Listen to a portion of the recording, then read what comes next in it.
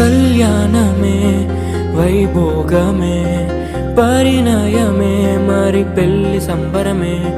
కళ్యాణమే వైభోగమే పరిణయమే మరి పెళ్లి సంబరమే.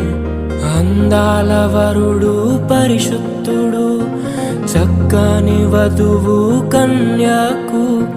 అందాల వరుడు పరిశుద్ధుడు చక్కని వధువు కన్యాకు.